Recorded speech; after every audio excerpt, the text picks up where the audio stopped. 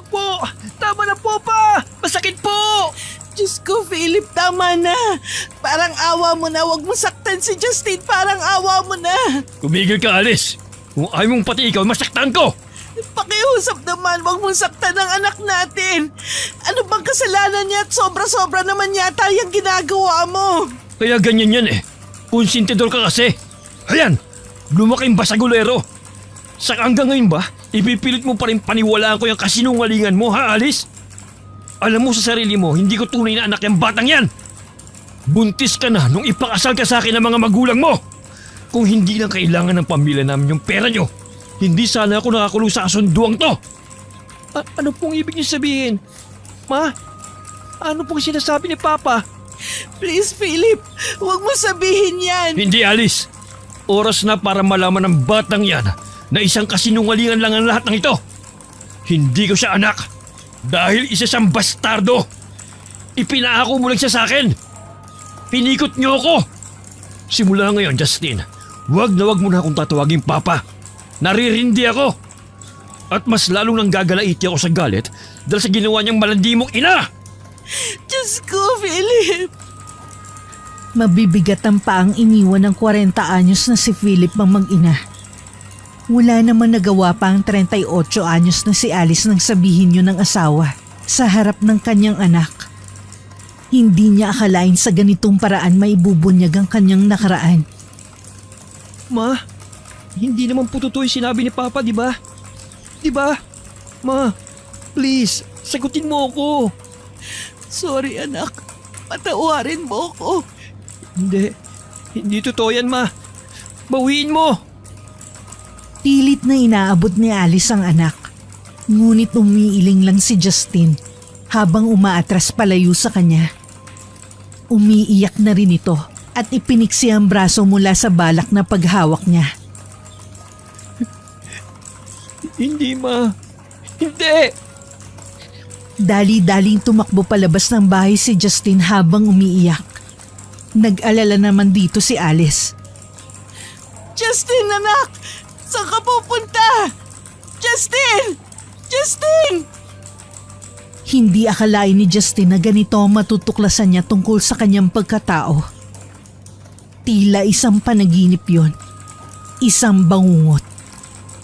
Noon niya rin napagtanto na kaya pala malamig ang pakikitungo sa kanya ng kinikilalang ama na si Philip ay dahil hindi pala siya nito tunay na anak. Maalwan ang pamumuhay na kinamulatan ng 19 anyos na si Justin. Kaya naman kapag may problema siya, ay takbuhan niya ang mga barkadang may sinabi sa buhay. Sa hotel muna tumuloy si Justin. Nagpasa siyang hindi muna uuwi sa kanilang bahay dahil galit pa rin siya sa kanyang ina. Dahil sa paglilihim nito sa tunay niyang pagkatao. Kinagabihan ay pumunta siya sa isang bar kung saan naroon ang kanyang mga kaibigan. Ibinuhos niya na lamang sa alak ang init ng ulo. Maya-maya pa ay tumayo siya upang pumunta sa dance floor at naghanap ng babaeng matitipuhan. Hanggang sa may isang babaeng sumabay sa kanya sa pagsayaw. Nangaakit ang mga mata nitong ipinulupot ang mga braso sa kanyang batok. Agad na nag-init ang katawan niya nang magdikit ang kanilang mga katawan. Kaya naman hindi na nagpatumpik-tumpik pa si Justin. Niyaya niya ang 18 anyos na si Rhea palabas ng bar na yon at dinala sa hotel na kanyang tinutuluyan. Doon ay nagsalo sila sa isang mainit na tagpo. Nang matapos ang kanilang makamundong gawain, ay pareho silang basang-basa ng pawis. Pabagsak na humiga si Justin sa kama at humiga rin sa tabi niya ang babae. Umuna nito sa braso niya at isiniksik ang katawan sa kanya. Hindi ko akalaing ako nakauna sa'yo. Ganun na ba talaga kalandi ang tingin mo sa akin? Hindi naman. Yung galawan mo kasi parang kang liberated eh. Parang alam na yung ginagawa mo. Kaya nga kita pinatulan eh. Kasi akala ko sanay ka na sa ganito. Akala ko may experience ka na. Ako palang palang nakaka-home run sa'yo. Grabe ka naman sa akin. Hindi ko napigilan ng sarili ko. Nang makita kita, na-attract agad ako sa'yo. Para kang magnet. Saka curious rin kasi ako dahil sa mga barkada ko. Tinutukso kasi nila ako dahil yun nga, sa aming lahat, ako lang ang walang experience. Sus, gwapong-gwapo ko naman sa akin eh. Pero, Rhea, gusto ko, akin ka na talaga. Total, ako naman ang nakauna sa'yo eh. Tutuhanin na lang natin to. Nakakapagod din kasi makipag-fling. Yung ibang mga babae kasi, kahit na sinabi ko namang hanggang doon lang kami, naghahabol pa rin. Dahil sa pangyayaring yon, ay pinanindigan ni Justin ang nangyari sa kanila ni Rhea. Niligawan niya ito at hindi kalaunan ay naging kasintahan niya rin. Tuluyan na rin siyang umalis sa bahay nila at umupa sa isang apartment. Doon ay malaya nilang nagagawa ni Rhea ang mga makamundong gawain na uso ngayon sa mga kabataan. Babe, kailan mo ba kasi ako ipapakilala sa family mo? Gusto ko kasi maging legal na tayo sa relasyon natin. Ayokong nagtatago. Alam mo naman yun, di ba? Chill lang babe. Darating din tayo dyan. Eh ano kasi, may conflict pa sa bahay eh. Pero maliit na problema lang naman yun. Kapag naayos na nila mama, promise ipapakilala kita kagad sa kanila. Okay, sige. Sabi mo aasahan ko yan Pero ano bang issue nyo sa bahay nyo? If you don't mind lang naman. Tungkol lang sa legal matters. Pero hayaan mo na, maayos rin yun. Kung hindi, di wala na akong magagawa. Okay.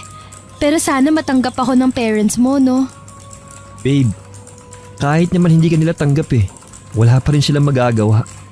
Mahal kita Saka, ako naman ang makikisama sa'yo, hindi sila. Kaya wala kang dapat na ipangamba. Talaga lang Pero alam mo babe, miss ko na mga magulang ko. Kaya nga gusto ko nang ma-meet ang parents mo. Kasi, namimiss ko ang aruga ng mga magulang. Naku, wala kang aasahan sa kanila. Nakangusong nagkibit balikat na lang si Rhea. Saka yumakap kay Justin. Nang madama ni Justin ang pagdampi ng malambot na katawan ng nobya sa kanyang katawan, ay may nabuhay na naman sa kanya.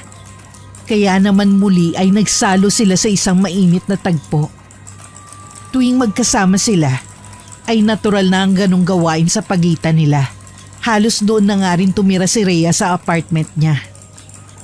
Isang araw ay nagtaka si Justin nang may marinig na katok sa pinto ng kanyang apartment. Linggo kasi at kapag ganong araw ay hindi sila nagkikita ni Rhea. Umuwi kasi ito sa kanila tuwing Sabado at Linggo. Ngunit nagulat na lamang si Justin nang bumungad sa kanyang harapan ng inang si Alice.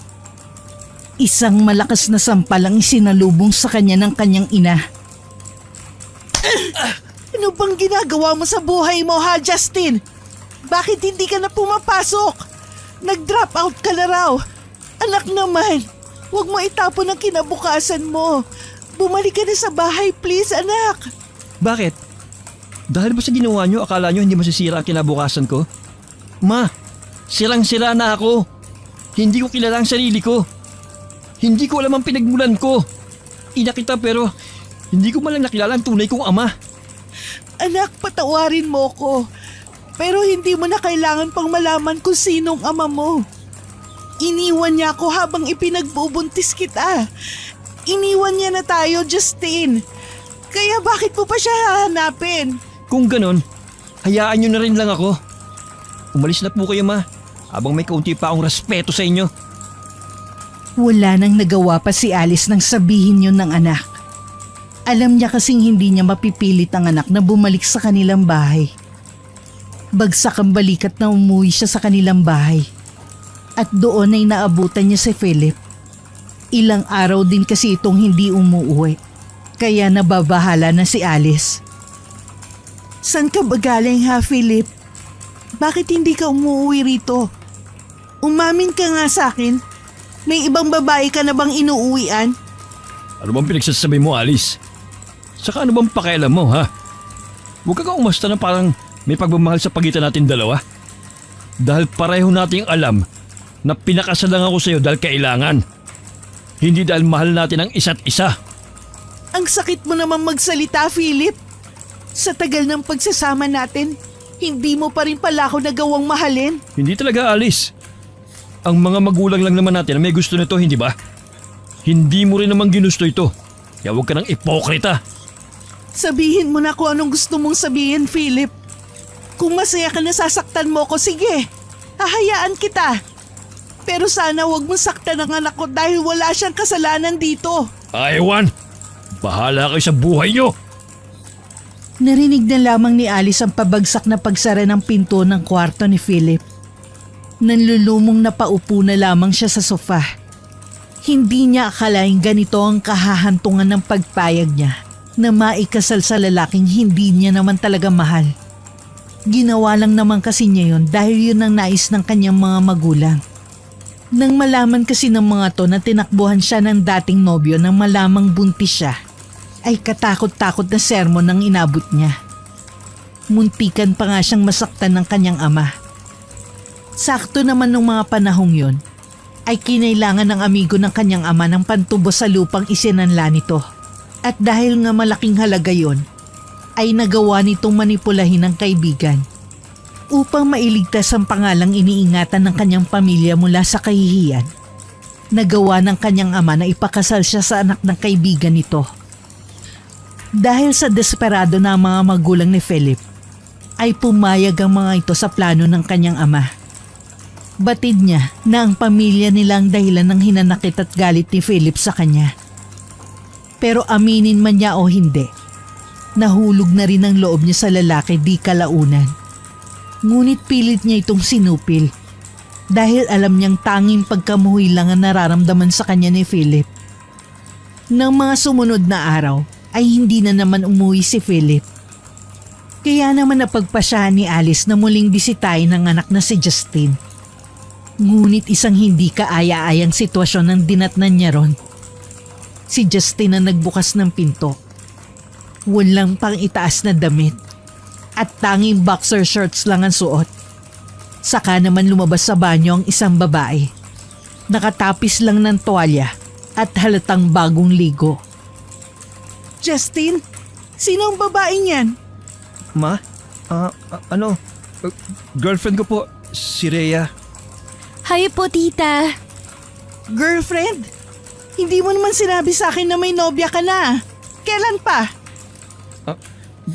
Bago pa lang naman po kami, Ma. Bago pa lang? Pero pinapupunta mo na rito sa apartment mo? Babe, uuwi na muna siguro ako. Ha? Bakit naman, babe? Dito ka lang. Akong bahala.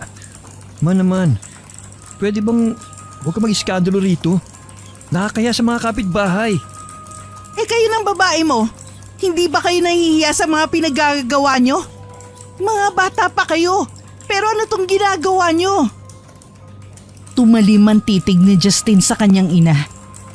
Umigting ang panga niya at tuluyan ng kumulo ang dugo niya dahil sa mga sinabi ng kanyang ina. Talaga ba, Ma? Bakit? Hindi ba gawain mo rin to noon? Kaya ka nga nabuntis, di ba? Kaya ka rin pumayag na ipakasal kay Philip para iligtas ang sarili niyo sa kahihiyan. Kasi tinakbuhan kayo ng lecheng ama ko. Justin, wala ka na ba talaga respeto sa akin? Nanay mo ko! Kung gusto mong irespeto kita, Ma, kailangan mo rin kaming irespeto. May sarili akong desisyon ka, pwede ba? Hayaan mo na ako. Please naman anak, umuwi ka na sa atin. Sige na. No, Ma. Hindi ako uuwi sa atin. Hindi na. Kaya pwede ba? Umalis na kayo rito. Tumulo ang luha sa mga mata ni Alice dahil sa pagpapalaya sa kanya ng anak. Nang makalabas siya, ay niyakap naman ni Justin si Rhea. Babe, mukhang hindi ako tanggap ng mama mo. Paano na yan? Huwag kang mag-alala. Wala pa rin naman siya magagawa eh. Saka matanda na ako. May sarili na akong desisyon. Kaya nga nag-decide na akong bumukod eh. Para hindi niya na panghimasukan ang mga desisyon ko sa buhay ko. Pero babe, mama mo pa rin siya. Bakit? Nagpakaina ba siya sa akin? Eh halos puro trabaho na nga lang ang inaatupag dun eh. Sino yung Philip, babe? Stepfather mo? Oo eh. Walang kwenta kong stepfather. Pareho lang sila ni Mama. Ewan ko nga ba kung bakit hindi sila nagkapalagay ng loob. Sa tagal ng pagsasama nila, Hindi talaga sila tinubuo ng pagmamahal para sa isa't isa. Magkaiba nga sila ng kwarto eh. Ganon? Eh bakit parang nag-i-stay pa rin sila sa iisang bahay? Para saan? Ewan ko nga sa dalawang yun. Ang gulo ng lahi. Hayaan na nga lang natin. Wala naman akong pakialam sa kanila eh. Buhay nila yon, kaya bahala sila. Oh, magbihis ka na. Maliligo lang ako. Sa labas na lang tayo kumain. Okay, babe. Samantala, maagang uuwi ng bahay si Philip. Balisa siyang nag-drive. Kahit kasi sa opisina niya, ay nagsisimula na siyang makaramdam ng kakaiba. Para bang laging may bumubulong sa kanya. Kahit wala naman siyang ibang kasama. Madalas din siyang hindi pinapatulog ng mga bangungot niya gabi-gabi. Nang makarating sa kanilang bahay, ay napansin niyang parang may nakatayo sa balkonahe ng kanyang kwarto. Madilim sa parting yon, kaya hindi niya masyadong maaninag. Pero sigurado siyang isa yung babae base sa figura nito. Agad na gumapang ang kaba sa dibdib niya. Kinusot niya ang mga mata. At nang muling tumingin sa balkonahe, wala nang babae. Baka dahil lang sa pagod kaya kung ano-ano na lang nakikita ko. Mahina pang sinampal-sampal ni Philip ang magkabilang pisngi bago bumusina. Kaagad namang lumabas ang katulong at pinagbuksan siya ng gate. Pagpasok niya pa lang sa bahay, ay nabungaran niya na kaagad si Alice. Nakaupo sa sofa sa sala habang may hawak na kupita ng wine. Hindi ka na naman umuwi kagabi. Kung gusto mo nang umalis dito sa bahay, sige. Umalis ka. Siguruhin mo huwag ka nang babalik. Bakit? Nakahanap ka na ba ng lalaking pakikisamahan kaya tinatamboy mo na ako? Good for you. Bakit? Ayaw mo nun? Malaya ka nang gawin ang gusto mong gawin. Kung akala mo ganun mo ko kadaling papapalis nito, nagkakamali ka. Sa loob ng ilang taong nasadlak ako rito, hindi ko nagawang bumuo ng sarili kong pamilya nang naayon sa gusto ko. Tapos paalisin mo ko ng ganun-ganun lang? Nagkakamali ka, Alice. Dalhin mong lalaki mo rito kung gusto mo. Pero hindi ako aalis sa pamamahay na ito. Kung mamamatay akong hindi masaya, dapat ikaw rin. Ginusto mo to, hindi ba? Pwes, magtiis ka. Matatalim na tingin ang ipinukol ni Philip kay Alice bago niya ito iniwan para tumungo sa kanyang kwarto. Dahil sa pagod, ay hindi na siya nag-abala pang magbihis. Naghubad na lang ng sapatos saka sumampa sa kama. Ilang sandali lang, ay iginupo na nga siya ng antok. Ngunit isang bangungot ang biglang dumalaw sa kanya. Nagsimula siyang pagpawisan ng butil-butil. At nanlalamig ang buo niyang katawan dahil sa takot. Pabaling-baling ang ulo niya sa kaliwat kanan. Habang pilit niyang hinahabol ang kanyang hininga. Wag! Maawa ka! Patawarin mo na ako. Hindi ko sinasadya. Maniwala ka. Hindi! Wag! Wag! Wag! Nang maulinigan ni Alice ang mga sigaw na galing sa kwarto ni Philip, ay agad siyang napatakbo papunta ron. Ngunit nang subukan niyang buksan ang seradura ng pinto, ay nakalak yun mula sa loob. Kaya naman kinantok niya na lamang yun. Philip! Philip, ano nangyayari? Philip! Ngunit walang sagot mula sa lalaki. Patuloy lamang ito sa pagsigaw ng pagmamakaawa. Aligagang tinungo ni Alice ang sariling kwarto upang hanapin ang master key ng kwarto ni Philip. Nang makita ito, ay dali-dali siyang bumalik roon para buksan ang pinto.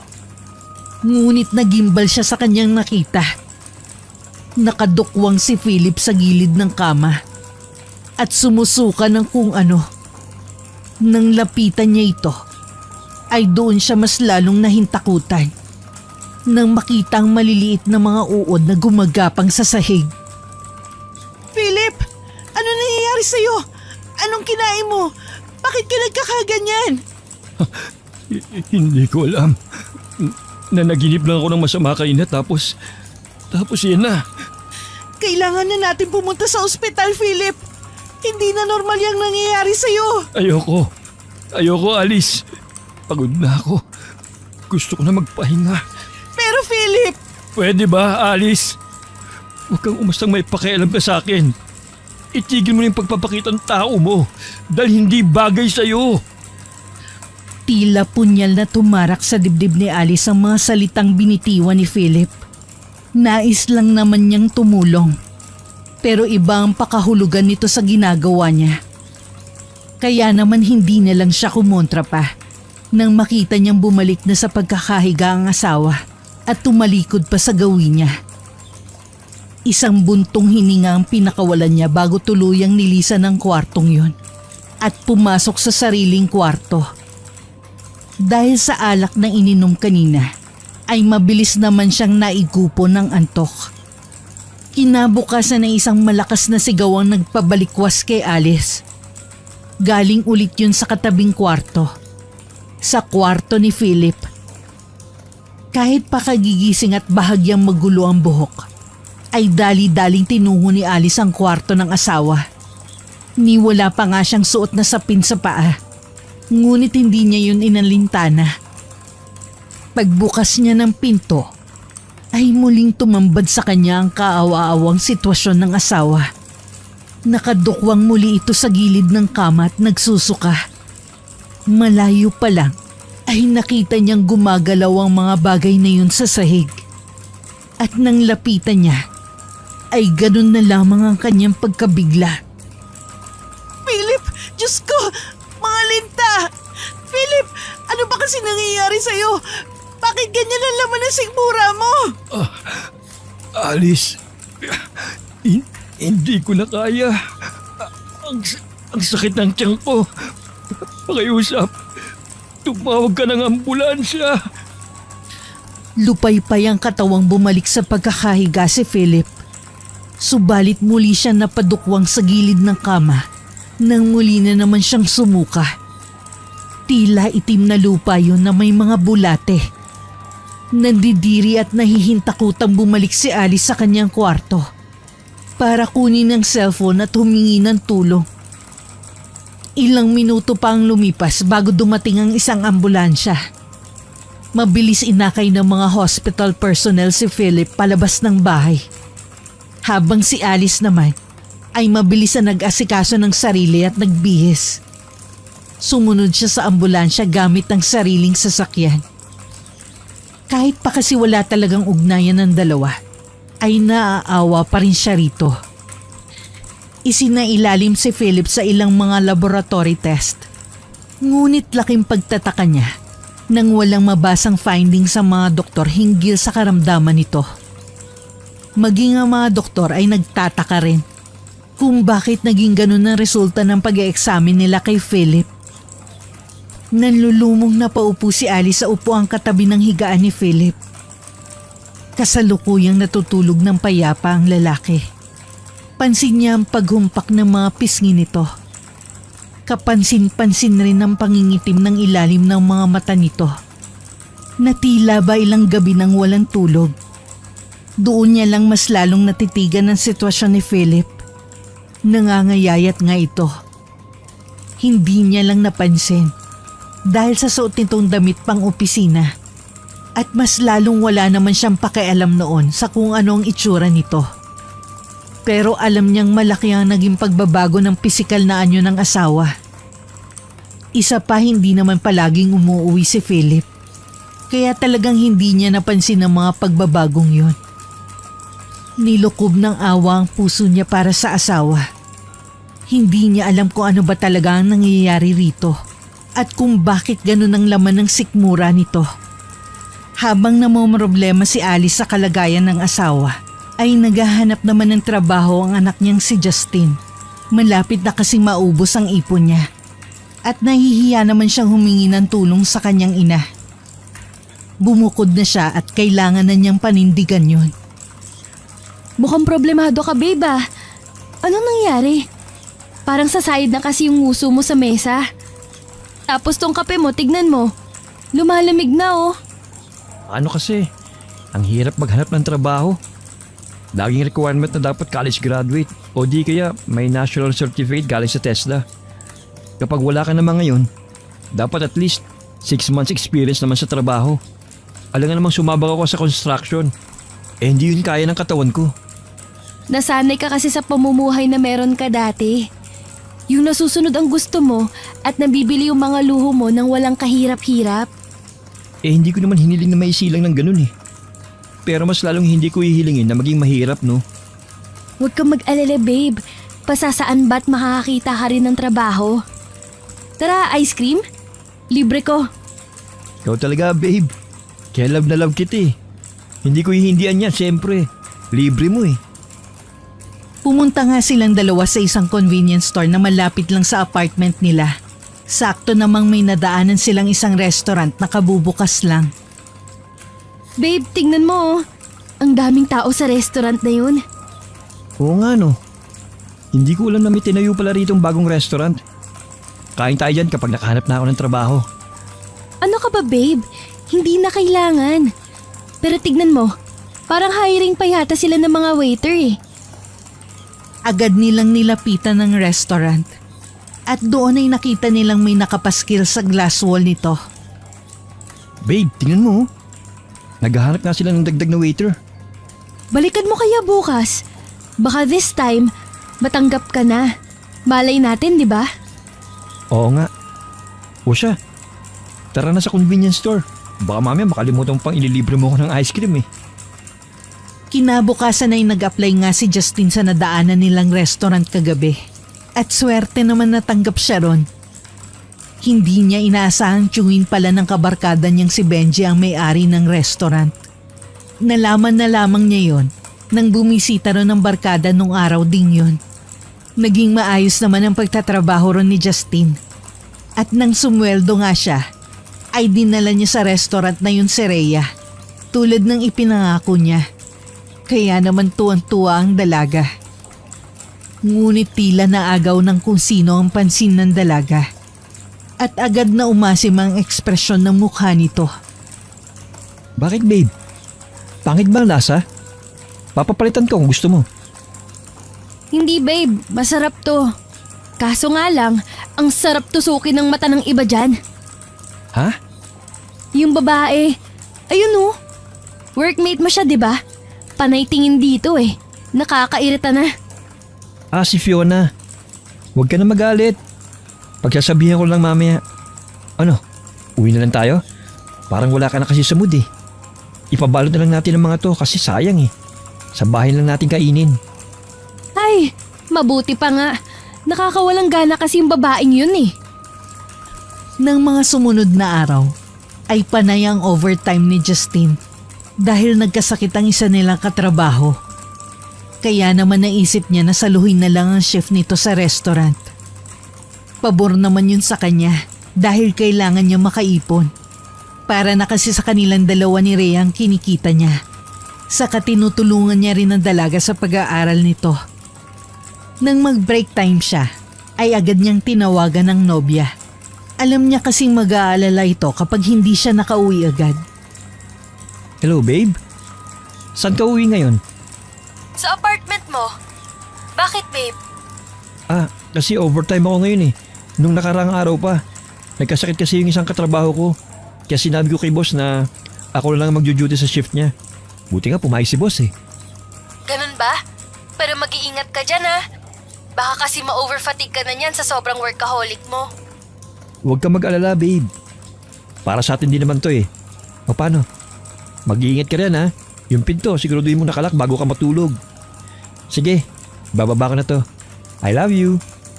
Yes, sir. Hindi alam ni Justin na mga sandaling yon ay nakikinig pala si Fiona sa usapan nila ng kanyang nobya. Lingid sa kanyang kaalaman ay may iba pala tong binabalak sa kanya. Tila lantang gulay na umuwi si Justin nang sumapit ang madaling araw. 3:00 na kasi na madaling araw siya nakauwi. Marami kasi talagang customers ang dumaragsa sa restaurant kapag gabi dahil karamihan sa mga nagtatrabaho sa area na yon ay mga panggabi ang shift.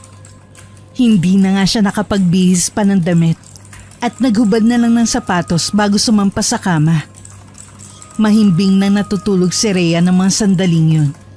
Kaya naman napayakap na lang siya sa nobya hanggang sa tuluyan na siyang makatulog. Inabukasan ay nagising na lamang si Justin na wala na sa tabi si Rhea. Hindi na muna sana siya babangon dahil sadyang inaantok pa siya gawa ng sobrang pagod sa trabaho. Ngunit napasalubong na lang ang kanyang mga kilay nang marinig ang ringtone ng kanyang cellphone. May tumatawag. Papikit-pikit niyang inabot ang cellphone mula sa bedside table at naniningkit ang mga matang tinignan ng caller ID. Ang mama niya palang tumatawag. Pinatay niya yun saka ibabalik na sana ang cellphone nang tumunog na naman ulit ito. Kaya naman inis niyang sinagot ang tawag. Ano ba ma? Ang aga-aga nang bubulabog ka. Ano na naman ba yun, ha? Gusto pang matulog eh. Pagod pa ako sa trabaho. Sana naman patulugin mo muna ako. Anak, sandali naman. Kailangan kita ngayon dito sa bahay. Wala kasi akong kasama. Anong walang kasama? Bakit? Hindi ka na ba inuuwi niya magaling mong asawa? Nasa ospital kasi ang papa mo, anak. Eh ano naman ngayon kung nasa ospital siya? As if naman may pakialam ako. Saka, wala rin naman siyang pakialam sa akin, di ba? Kaya quits na lang kami. Saka, hindi ko nga siya papa, hindi ba? Wala akong ama. Ako may kailangan sa'yo, anak. Pagbigyan mo naman ako. Hindi ko na kasi alam ang gagawin ko eh. Kung makikita mo lang sana ang sitwasyon ng papa mo. Hindi ko nga po siya papa, ma. Ang kulit niyo naman eh. Inis niyang binabaan ng tawag ang kanyang ina. Kahit parinig na rinig niya ang garalgal na tinig nito at pag-iyak mula sa kabilang linya, ay pinatigas niya ang kanyang puso. Galit pa rin siya sa mga ito. Kaya naman ayaw niya makinig sa mga sinasabi ng kanyang ina. Dahil sa nangyari, ay nawala na ang kanyang antok. Doon ay nadatnan niya si Rhea na nagluluto sa may kusina. Good morning, babe. Ang aga mo namang nagising. Ay, may epal kasing sumira sa tulog ko eh. Pero hayaan mo na nga. Magkakape na lang ako. Kumain ka na rin. Ito oh, pinagluto na kita. Pero hindi na kita masasabayang kumain ha. Kailangan ko nang umalis eh. Sige, okay lang. Ingat ka ha. Thanks, babe. Hinalikan pa siya ng nobya sa labi bago tuluyang umalis. Doon naman ay nakadukdok siya sa lamesa dahil talagang inaantok pa siya. Inubos niya na lang ang tinimplang kape saka tumungo sa banyo upang maghilamos at mag-toothbrush. 3 oras pa kasi bago ang duty niya, kaya magpapaantok na lang sana siya habang nanonood ng movie sa TV. Ngunit hindi pa man niya nakakalahati ang pinanonood, ay may narinig naman siyang katok mula sa pinto. Nangunot ang kanyang noo sapagkat wala naman siyang inaasahang bisita. Imposible naman si Rhea yun dahil mamayang hapon pa ang uwi ng nobya. Kabisado niya na kasi ang schedule nito kaya alam niya. Tinatamad na lamang niyang tinungo ang pinto saka pinagbuksan kung sino mang nasa labas. Laking gulat niya naman nang makita kung sino ang kanyang bisita. Si Fiona yun. Magsasalita pa sana siya ngunit walang ano-ano ay biglang pumasok ang babae. Saka siya kinabig at sinunggaban ng halik. Hindi na siya nakahuma pa at tila natuod na sa kinatatayuan. Hindi na nga rin siya nakapagpigil pa at tuluyan na nagpatianod sa init na nagsisimulang lumukob sa kanyang katawan. Sa puntong yon, hindi naman inaasahan ni Justin na mas maaga palang makakauwi si Rhea sa kanyang apartment. Nahuli sila nito. Kaya naman ay natigilan na lamang si Justin at biglang napahiwalay ang labi sa pagkakahalik kay Fiona. Ang sumunod na nangyari natagpuan na lamang niyang sabu-sabunot ni Rhea sa buhok si Fiona. Walang hiya kang babae ka! Sabi ko na nga ba't higad kay hayop ka?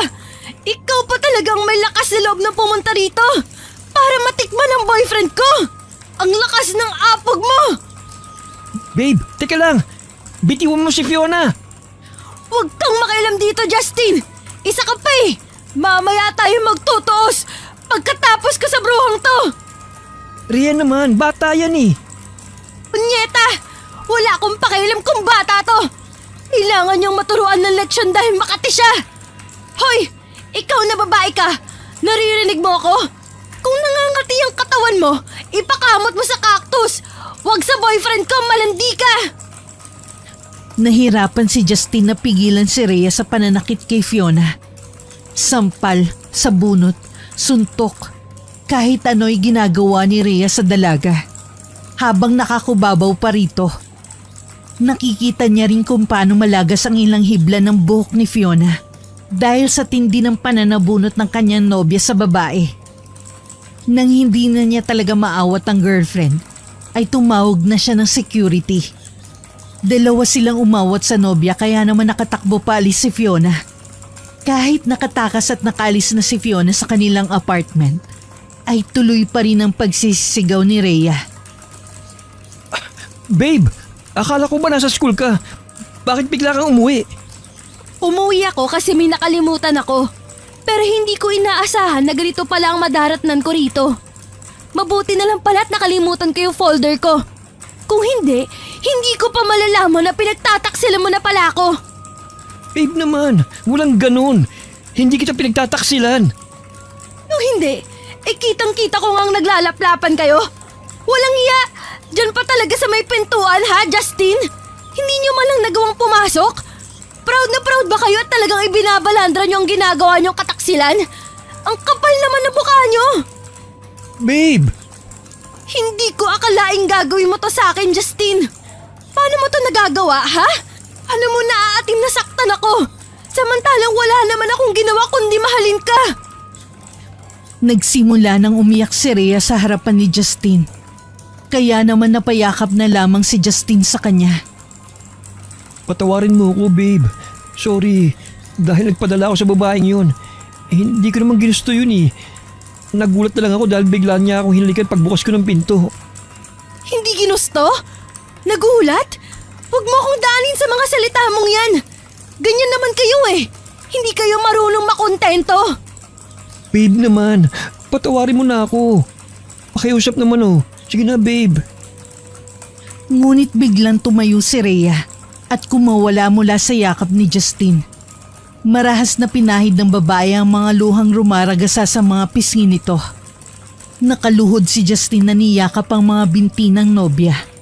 Ngunit pilit itong kumakawala mula sa kanya. Ito ang unang beses na nalaman kong kaya mong gawin sa akin to, Justin. Hindi ko alam kung ito ba ang unang pagtataksil mo sa akin. Rhea naman, pinagdududahan mo ba akong nambababae? Bakit? Hindi ba? Nagawa mo nga to, di ba? Paano naman ako makakasiguro hindi mo to ginagawa dati? Babe, hindi kita niloloko, promise. Wala akong ginagawang masama, maniwala ka. Hindi ko alam, Justin. Hindi ko na alam. Hindi ko alam kung kaya pa kitang paniwalaan. Alam mo namang mag-isa na lang ako sa buhay, di ba? Kaya mahirap na sa akin na magtiwala pa sa'yo. Dahil sinira mo na ang tiwala ko, Justin. Siguro, mas mabuti pang mag-call off na muna tayo. Kailangan ko muna mag-isip-isip. Napako na lamang ang tingin ni Justin sa pintuang nilabasan ng kanyang nobya. Hindi siya makapaniwalang mangyayari to sa kanya. Pinilit niyang gawin ng tama. Pero ayun, at nagapi pa rin siya ng tukso. Huli na para magsisi siya dahil iniwan na siya ni Rhea. At hindi niya alam kung babalikan pa siya nito. Wala mang ganay, pinilit pa rin niyang mag-asikaso upang pumasok na sa trabaho. Na-late pa nga siya ng 20 minutes. Mabuti na lamang at hindi siya pinagalitan ng kanyang amo. Sa halip ay tinapik na lamang ng boss niya ang kanyang balikat. Mabuti na lamang din at day off ni Fiona. Kaya hindi sila nagkita sa restaurant. Baka kasi hindi niya matansya ang babae. At masinghalan niya dahil sa ginawa nitong panggugulo sa kanila ng girlfriend niya. Pagkatapos ng duty nila, ay nagkayayaan na naman ang kanyang mga katrabaho na uminom. Palibasa kasi closing ang shift ng mga to, kaya malalakas ang loob na magpakalasing. Hindi sana siya sasama. Ngunit naisip niya baka magmukmuk lang siya sa apartment pag uwi. Kaya naman minabuti na lang niyang sumama sa kanila. Pero ang hindi niya inaasahan ay nang sumunod si Fiona sa bar kung saan sila umiinom. Para makaiwas ay nagpaalam siyang uuna na pero pinigilan siya ng mga kasama. Bumuntong hininga na lamang siya bago muling lagyan ng alak ang kanyang shot glass. Mabilis niya itong nilagok at agad naman siyang napapikit ng gumuhit ang init sa kanyang lalamunan. Hanggang sa kanyang sikmura, tinawanan pa nga siya ng isang katrabaho at sinabing maghinay-hinay dahil mahaba pa ang gabi at hindi naman siya mauubusan ng alak. Naparami nga ang kanyang inom ng gabing yun. Kinabukasan ay nagising siya dahil sa samyo ng pabango na sobrang pamilyar sa kanya. Dahan-dahan siyang nagmulat ng mga mata at nakita niya ang figura ng isang babae na nagbibihis sa harap ng kabinet. Mabigat man ang pakiramdam, ay pinilit niyang tumayo.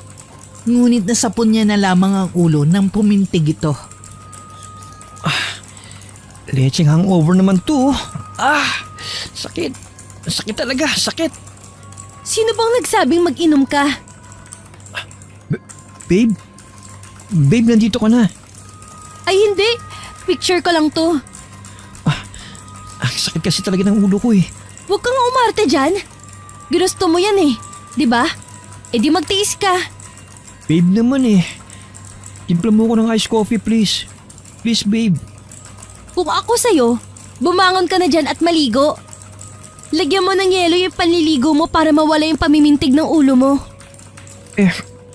Iced coffee muna. Kagigising ko pa lang eh. Sige, basta lumabas ka. Sa kusina ko ibibigay ang iced coffee mo. Parang bata namang tumayo si Justin at mabilis na naglakad palabas ng kwarto. Pakiramdam niya ay biglang nawala ang sakit ng ulo niya dahil sa presensya ng kanyang nobya.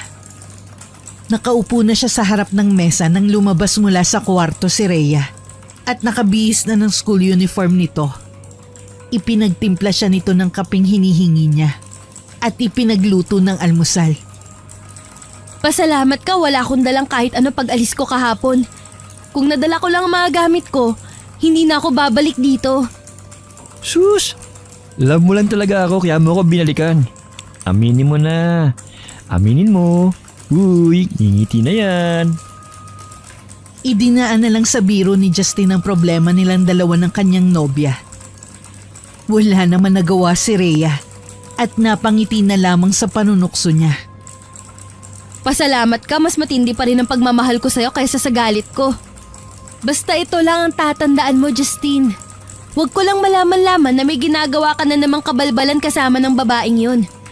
Kakalbuhin ko talaga kayong dalawa. Trust me, babe. Iiwasan ko na talaga si Fiona. At huwag mo na ngang mabanggit-banggit ang pangalan niya kapag magkasama tayo. Naaalibadbaran ako eh.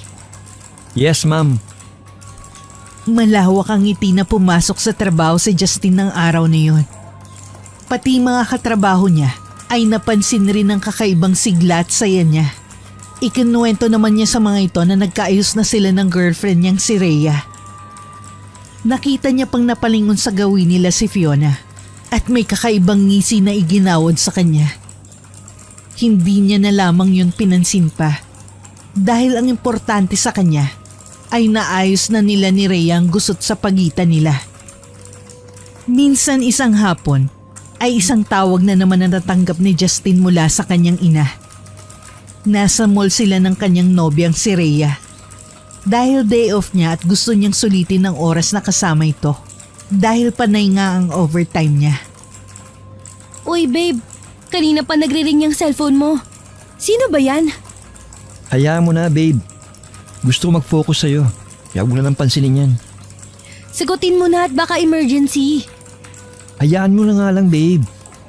Bakit? Natatakot ka bang malaman ko kung sino yung nangungulit sa'yo, ha?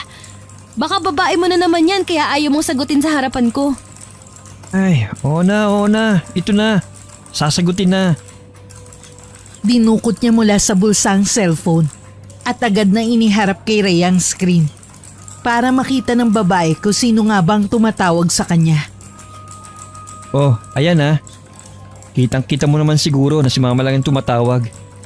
Eh di sagutin mo. Baka nga kasi emergency. Wala akong pakialam. Wala ka nga ba talagang pakialam? O baka naman hindi talaga yan ang mama mo at pinangalanan mo lang na mama pero ang totoo, iisa yan sa mga babae mo. Babe naman eh. Kung makapagsalita ka naman sa akin ng ganyan, parang may mga babae talaga ako. Saka, hinaan mo nga yung boses mo. Nasa mall kaya tayo. Sinagot na lamang ni Justin ang tawag ng ina kahit na ayaw niya. Dahil mas lalong ayaw niya maghinala sa kanyang nobya. Mataman naman nakatitig sa kanyang nobya habang sinasagot ang tawag. Oh, ano naman bang kailangan mo, ma? May date kami ni Rhea ngayon. Kaya pwede ba? Anak, pwede mo ba akong puntahan dito sa ospital? Kailangan ko lang talaga na makakasama ngayon. Kung magpapasama ka sa pagbabantay dyan sa magaling mong asawa, wag na lang. Hindi naman kami magkaano-ano yan eh. Anak, wala nang papa mo. Ha? Anong wala na, ma? Patay na siya. Hindi na niya kinaya ang pagpapahirap sa kanya ng sakit niya. Saglit na natigilan si Justin sa kanyang narinig.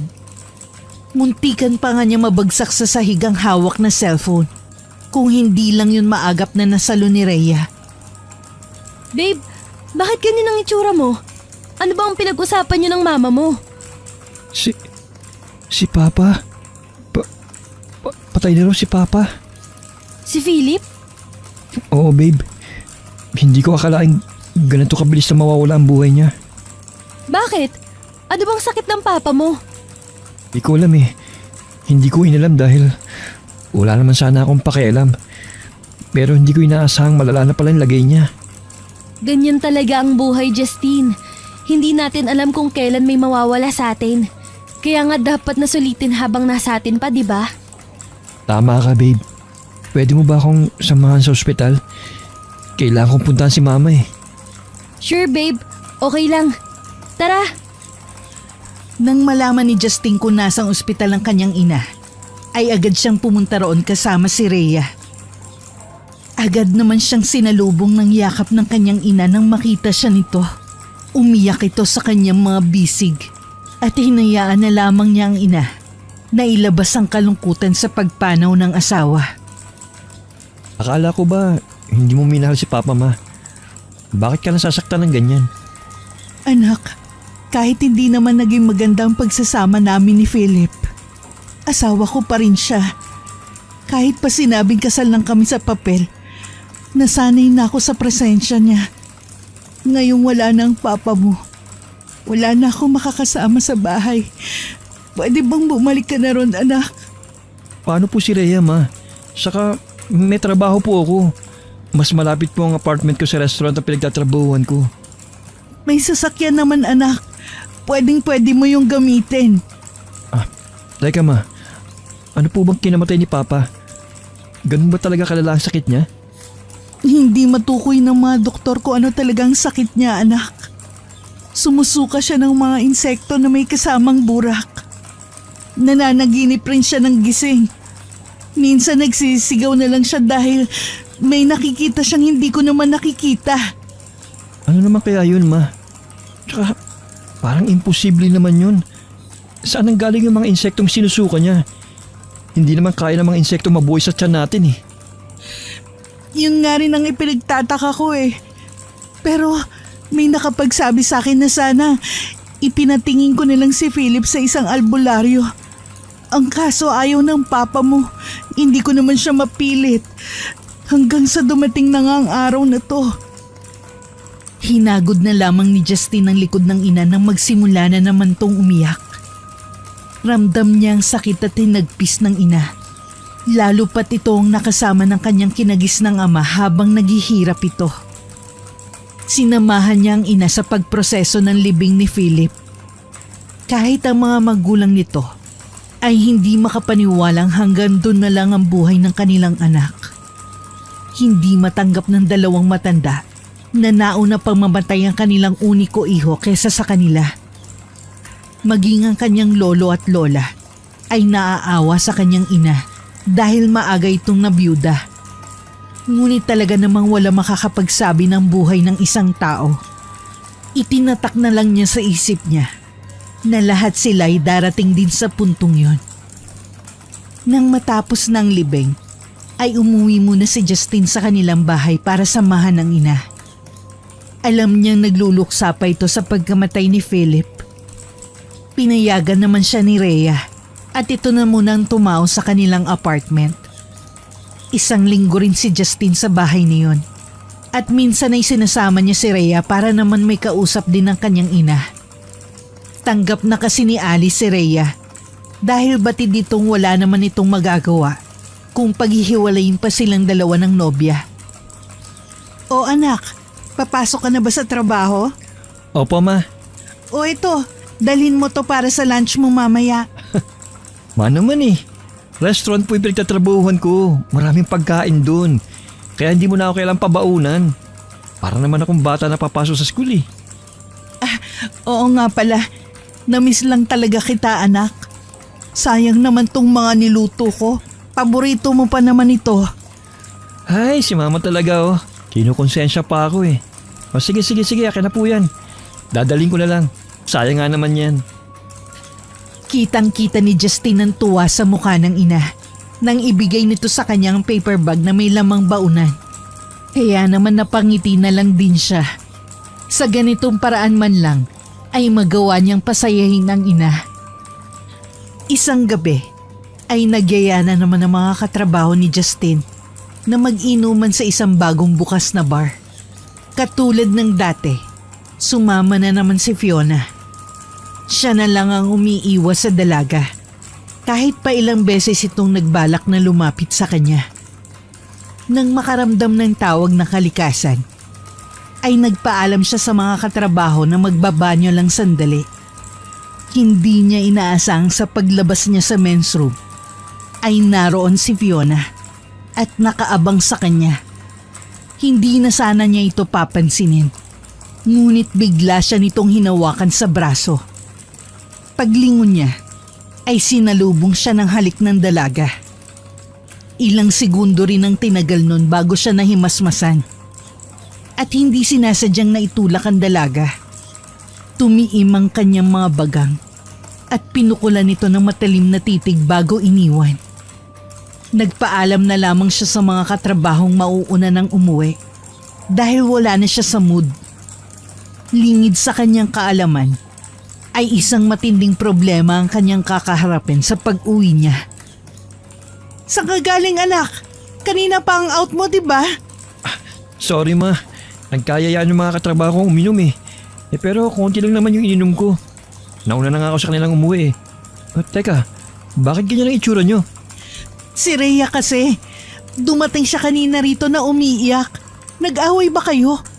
Putya, nakalimutan ko magpaalam sa kanyang hindi ako didiretso ng uwi. Nasaan siya ma? Umuwi ba sa apartment? Ewan, wala siyang sinabi sa akin. Hinanap ka lang niya rito tapos umalis na kaagad nang sinabi kong hindi ka pa nakakauwi. Ang mabuti pa, tumuloy ka na muna sa apartment ninyo ngayong gabi. Kausapin mo si Rhea para malaman mo kung may problema ba siya. Tumalima naman si Justin sa kanyang ina. Dala ang sasakyan ay agad niyang binaybayang daan papunta sa inuupahang apartment. Nang makarating, ay agad siyang kumatok ngunit walang sumasagot. Pinihit niya ang doorknob, ngunit nakalak yun mula sa loob. Mabuti na lamang at dala niya ang master key ng apartment. Pagbukas niya naman ng pinto, ay nakita niyang nakabukas ang ilaw sa kusina, maliban sa sala. Rhea! Babe! Babe, nariyan ka ba? Paulit-ulit niyang tinawag ang pangalan ng nobya, ngunit walang sumasagot. Nang makitang wala roon si Rhea, ay pumasok siya sa kwarto. Nakapatay ang ilaw, kaya hindi niya maaninag ang loob. Ngunit nakita niyang nakabukas ang ilaw sa banyo. Dumiretso siya doon at halos panawan siya ng ulirat nang makita ang dalagang nakahandusay sa sahig. Walang malay at duguan ang suot na paldang pang-eskwela. Namumutla ang mukha sa kalabi nito at pawisan pa ang buong katawan. Noon niya napansing hindi pa nakakapagbihis si Rhea, buhat na manggaling sa university na pinapasukan. Patuloy pa rin ang pag-agos ng dugo mula sa babae kaya naman kinarga niya ito upang dalhin sa kotse. Saglit lang, babe. Kapit lang. Dadalhin kita sa ospital. Walang sinayang na oras si Justin. Nang makapasok sa backseat si Rhea, ay mabilis niyang pinaharurot ang sasakyan papunta sa ospital. Mabuti na lamang at nakarating sila ron ng ligtas.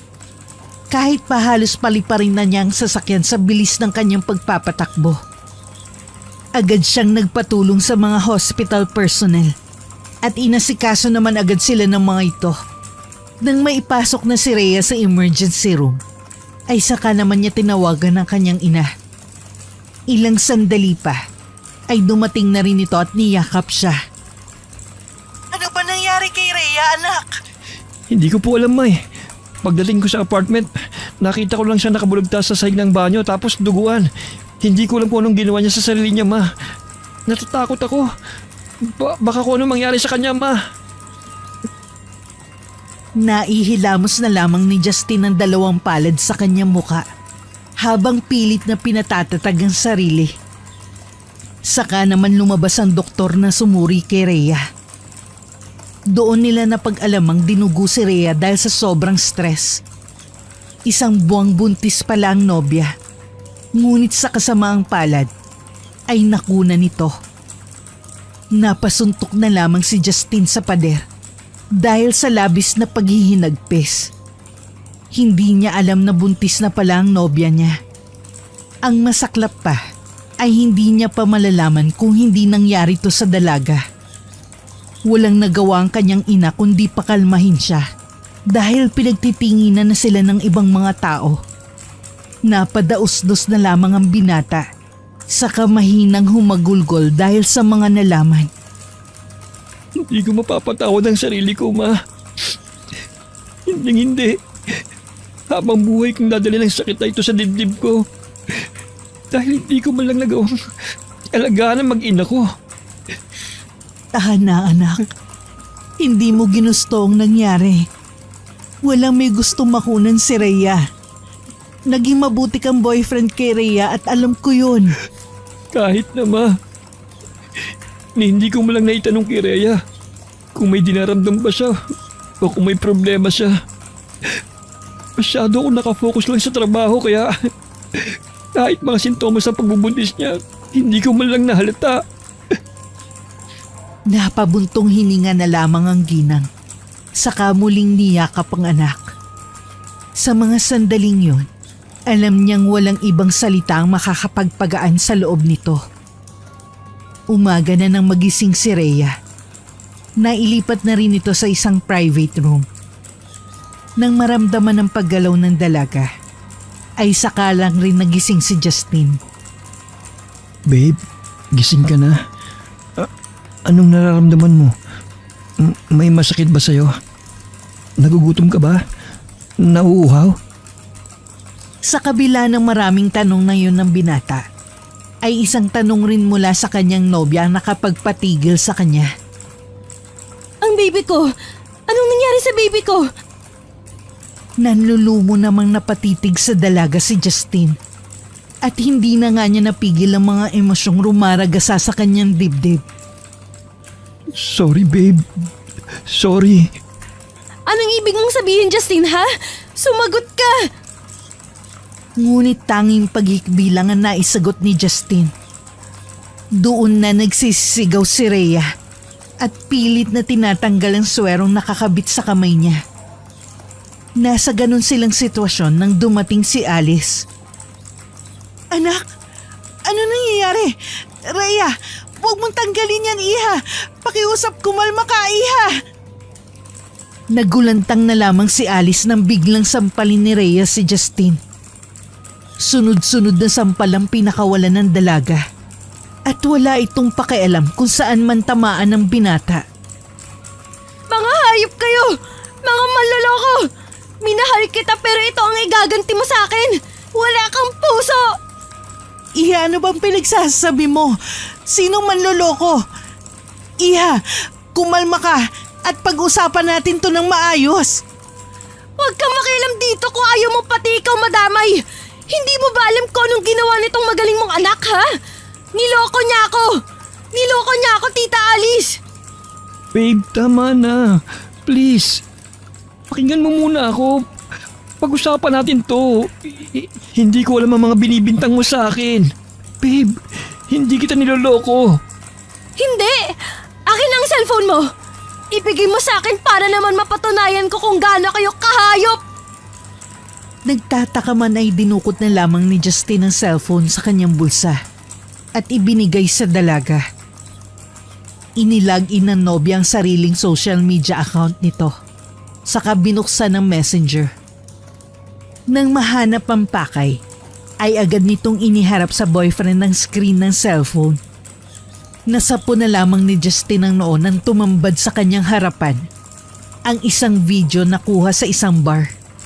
Madilim man sa parting yun, ay makikita pa rin siya nga ang nasa videong yun.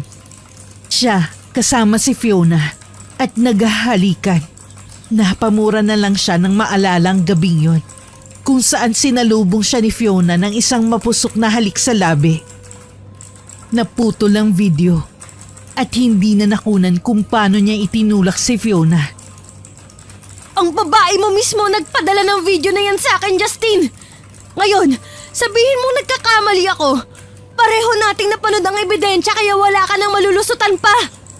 Dahil sa'yo, nawala ang anak ko. Dahil sa inyo ng babae mo. Pagbabayaran niyo tong ginawa ninyong panluloko sa akin. Simula ngayon, tapos na tayo. Nang araw ding yon, ay hindi na pinayagan pa si Justin na makalapit kay Rhea. Ayaw na siyang makita ng nobya kahit anong pagmamakaawa pa ang gawin niya. Nang sumunod na mga araw, ay nawala na siya ng ganang kumilos. Ni hindi na nga rin siya lumalabas sa kanyang kwarto. Hindi na kumakain, ni uminom ng tubig. Masyado niyang dinamdam ang pakikipaghiwalay sa kanya ni Rhea. Isang araw, ay kinatok si Justin ng kanyang ina sa kanyang kwarto. Justin, anak, tara na sa baba. Kakain na. Ilang araw nang hindi nalalaman niya ang tiyan mo. Hindi pa ba humahapdi ang sikmura mo, anak? Hayaan niyo na muna ako, Ma. Kailangan ko ipagluksa yung pagkawala ng baby namin ni Rhea. Kasalanan ko lahat, Ma.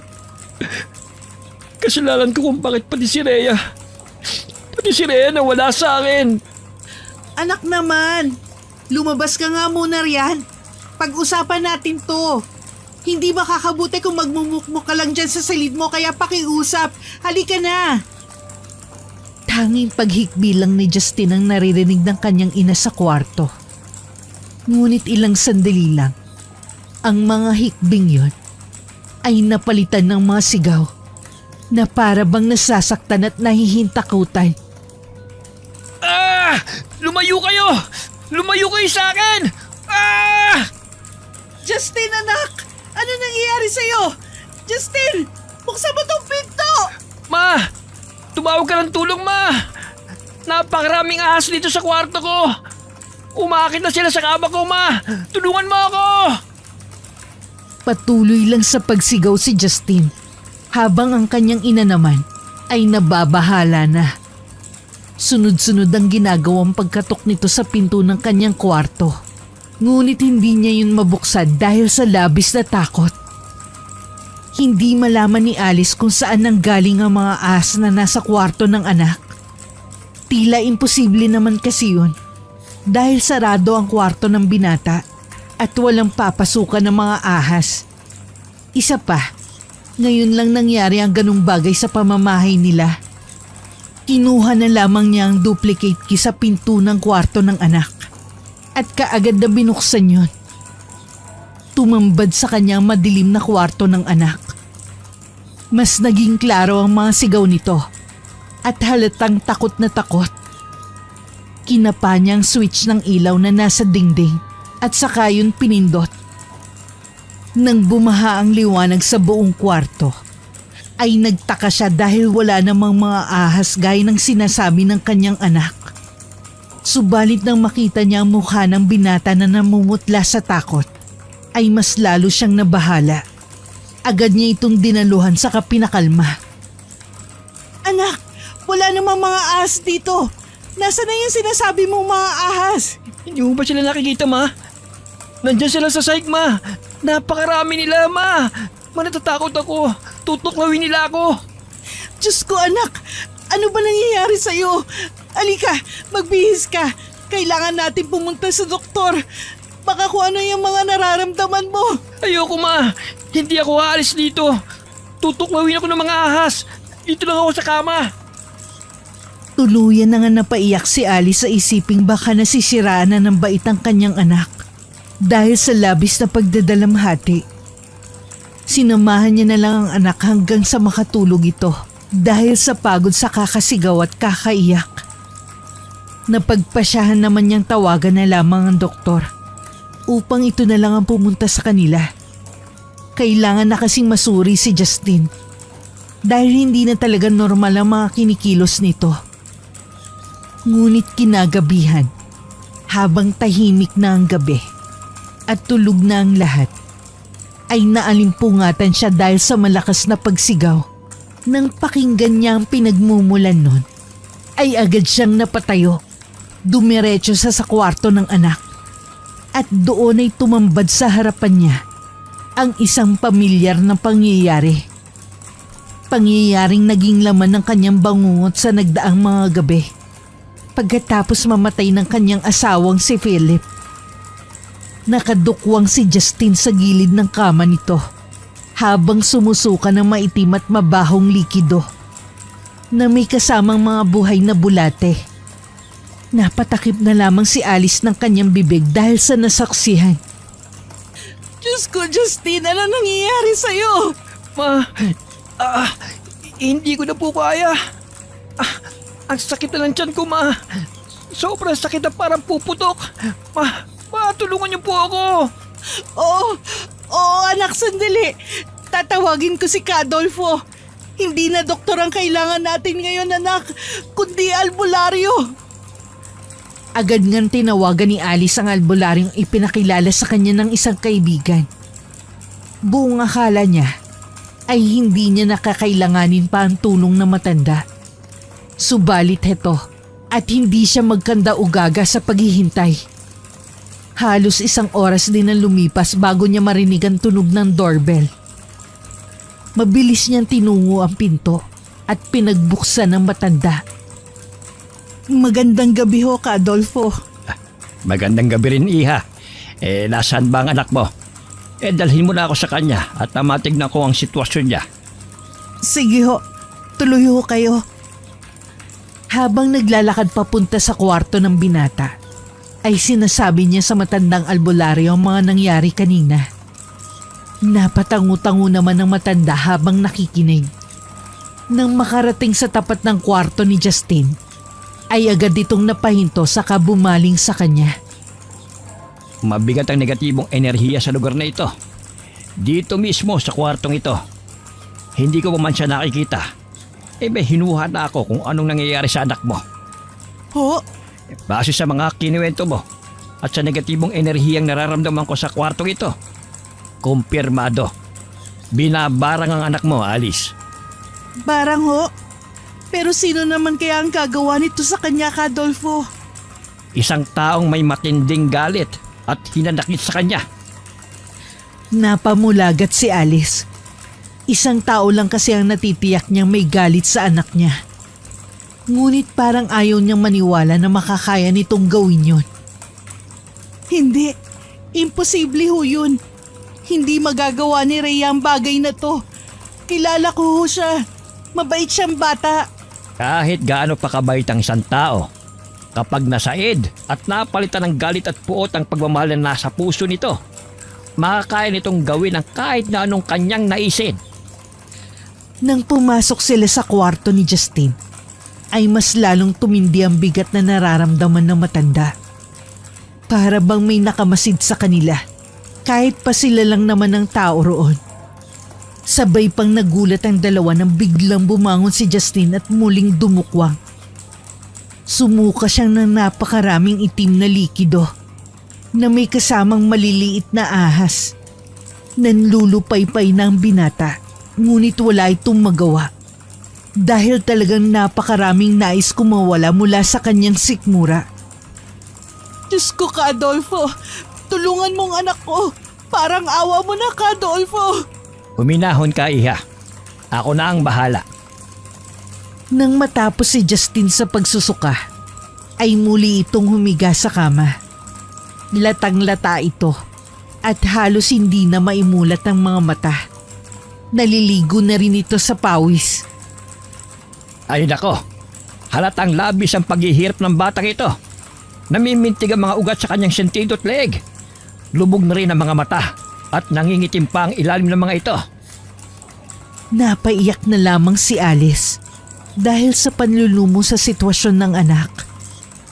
Wala siyang ibang magawa kundi pagmasdan na lamang ito habang inaasikaso ni Cadolfo. Nang magsimulang umusal ng dasal ang matanda, ay nakaramdam siya ng kakaibang hangin sa kwartong yon. Malamig ang hangin, ngunit pinagpapawisan siya at tila ba napakabigat ng pakiramdam niya. Nararamdaman mo ba, Alice? Napakalakas ng negatibong enerhiya na bumabalot sa salita ito. Hindi biro ang kapangyarihan ng mambabarang na yon. Hinuha ko nasa lahi talaga nila ang pagiging mangkukulam at mambabarang. Ka Adolfo, kaya niyo ho ba? Nag-aalala na talaga ako sa anak ko eh. Kapag tumagal pa yan, mas lalo siyang manghihina. Huwag ka mag-alala, Iha. Gagawin ko ang lahat para mapagaling ang anak mo. Kailangan lang nating malaman kung sino ang mambabarang. Kung siya ba ang direktang nasaktan ng anak mo o binera lang siya upang maganti sa batang ito. Basta, kung ano man ang makita at marinig mo, huwag mo na lang pansinin. Manood ka na lang at huwag kang gagawa ng anumang ingay upang hindi ka makaabala.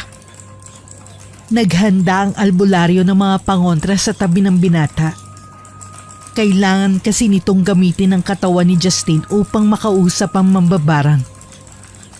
Kailangan ng pangontra upang makasiguro silang hindi makakapanlaban ng mambabarang kapag nasa loob na ng binata ang kaluluwa nito. Itinali nila na mahigpit ang kamay at paa ng binata. Saka ito piniringan. Pagkatapos ay umusal ng isang orasyon ng matanda sa lengguaheng Latin. Naramdaman ni Alice ang paghaplos ng malamig na hangin sa kanyang balat na siyang nakapagpatayo ng mga balibo sa kanyang katawan. Niyakap na lamang niyang sarili upang supilin ng takot na nagsisimulang lumukob sa kanyang pagkatao. Ilang sandali pa ay nagpatay sindi ang mga ilaw at nagsimulang manginig ang katawan ni Justin. Nagsusumigaw ito dahil sa labis na sakit at parang gusto na lamang ni Alice na itigil na ang lahat ng ito. Nasasaktan siya dahil sa nakikitang paghihirap ng anak. Nang tumigil ang panginginig ng binata, ay tumigil na rin ang pagpapatay sindi ng mga ilaw. Kung sino ka man na nagpapahirap sa binatang ito, sino ka at bakit mo itong ginagawa sa kanya? Huwag lang epal, tanda. Hindi mo na kailangan malaman kung sino ako. Huwag ka na lang makisali sa gulo namin. Dahil kung hindi, idadamay na kita sa paghihirap ng lalaking to. Hindi paghihiganti ang solusyon sa lahat ng ito. Tandaan mong doble ang balik ng ginagawa mo sa binatang ito kapag natalo kita. Kaya ang mas mabuti pang gawin mo ay magpatawad at ipagpatuloy ang buhay mo. Hindi ako natatakot mamatay, tanda. Wala na rin namang mawawala sa akin. Kaya kung mamamatay man ako, isasama ko na lang tong walang yang lalaking to. Iha! Huwag mo kong matawag-tawag na Iha. Ito lang ang tatandaan mo, tanda. Kapag nalaman ko kung sino ka, yari ka talaga sa akin. Tatlo tayong bubulusok papunta sa impyerno. Hindi lubos akalain ng matanda na ganun kalakas ang kalaban niya. Nakawala ito ng walang kahirap-hirap sa katawan ni Justin. Kaya ang siste, wala pa rin silang nakuhang impormasyon tungkol sa mambabarang. Nanlalambot ang katawan ng binata ng kalagan nila ito at inihiga sa kama. Dahil sa lakas ng mambabarang, ay nahigop nito ang natitirang lakas ni Justin. Isang bagay lang ang naiisip ni Alice ng mga oras na yun, ang magmakaawa. Pupuntahan ko si Rhea. Kakausapin ko siya. Ayoko sanang maniwalang siya may gawa nito. Pero siya lang ang alam kong may motibo sa paghihiganti sa anak ko. Kung si Rhea nga may gawa nito sa anak ko, gagawin ko ang lahat para pakiusapan siyang itigil na niya ang pagpapahirap kay Justin. Delikado yung binabalak mong gawin, Iha. Puno ng galit at puot ang puso ng taong yon. Hindi kanya pakikinggan. Sarado ng isipan niya sa lahat ng bagay at gagawin na lang niya ang kung anuman ng naisin niya. Kung hindi niya babawiin ang sumpa sa anak ko, aakuin ko na lang Adolfo. Alang-alang sa anak ko. Bata pa si Justin. Marami pa siyang gustong gawin. At hindi ko maaatim na pati siya ay mawala sa akin. O siya, kung hindi na talaga kita mapipigilan pa, ito lang ang may papayo ko sa'yo. Mag-iingat ka. Huwag kang gagawa ng bagay na maaaring makadagdag pa sa galit niya. Mabilis pa sa 4:00 tinungo ni Alice ang apartment ni na Justin. Wala naman kasing ibang pupuntahan pa si Rhea, kundi doon lang. Nang makarating, ay nagtaka siya dahil bukas ang pinto. Sumilip siya sa maliit na awang ng pinto, subalit madilim sa buong silid. Marahan niyang nilakihan ang bukas ng pinto at binuksan ng ilaw. Inilibot niya ang kanyang paningin, subalit wala naman siyang nakitang kakaiba. Malinis ang buong paligid, ngunit mabigat sa pakiramdam. Tumuloy siya sa silid at pagpihit niya ng doorknob, hindi ito nakalak. Muli ay marahan niyang itinulak yon. Ngunit halos panawan siya ng ulirat nang makita si Rhea. Dilat ang mga mata na parang nakatitig sa kanya habang nakabitin sa kisame ng kwarto. Nangingitim na ang labit mga kuko nito at bahagyang namumutla ang balat. Diyos ko po! Rhea! Rhea! Bakit mo itong ginawa sa sarili mo? Bakit? Rhea! Hindi makapaniwala si Alice na yun ang madarat na niya sa pagpunta niya ron. Ilang minuto rin siyang umiyak at tumagulgol. At nang mahimasmasan, ay agad siyang tumawag ng pulis. Hindi niya kayang kunin mag-isang bangkay ng dalaga. Habang kinakausap siya ng mga pulis, ay siya namang pagtunog ng kanyang cellphone. Si Adolfo ang tumatawag, kaya agad siyang nagpaalam sa pulis na sasagutin muna yon. Hello, Adolfo? Alice, Iha, padali. Nahuli ko na ang mambabarang. Ano ho? Biglang naputol ang tawag, kaya naman tuluyan na siya nagpaalam sa mga pulis upang umuwi. Halos paliparin na niya ang kotse dahil sa labis na kaba. Hindi nga talaga kasi si Rhea may sala sa pababarang sa anak niya, kundi ibang tao. Nang makarating sa bahay nila, ay agad niyang tinungo ang kwarto ng anak. At doon ay naratnan niya si Adolfo na pinapahiran ng langis ang tiyan ng anak. Umuusal ito ng mga orasyon. At sa bawat pagbigkas nito ng mga kataga, ay siya namang pagsusuka ni Justin. Nakikita niya ang panghihina sa itsura ng kanyang anak. Ngunit kailangan nitong ilabas ang lahat na nasa katawan nito. Hanggang sa tumigil na nga si Justin sa pagsusuka, pinainom ni Adolfo si Justin ng tubig na may halong asin at langis na gawa niya. Nawala ang negatibong enerhiya sa buong silid at guminhaw ang paghinga ng binata. Adolfo, ano hong nangyari habang wala ako rito? Sinubukan ko ulit na kausapin ang mambabarang. nang sabihin sa akin ni Justin kung sino ang sa palagay niyang gumagawa nito sa kanya. Isang taong may malaking galit sa kanya at may balak na sirain siya dahil hindi nito makuha ang gusto sa anak mo. Ibinalik ko sa kanya ang ginawa niya nang malaman ko ang pangalan niya. Pagkatapos ay doon ko na siya kinausap. Siguradong hindi ka maniniwala sa mga natuklasan ko, Iha. Hindi na nakaimik si Alice dahil sa mga revelasyong ito ni Cadolfo. Pansin mo ba kung bakit magkatulad ang nangyari kay Justin at sa asawa mo? Dahil iisa lang ang may gawa nun sa kanila. Ipinaghihiganti ng dalagang yon ang kanyang ate. Naging kalaguyo pala ng asawa mo ang ate niya.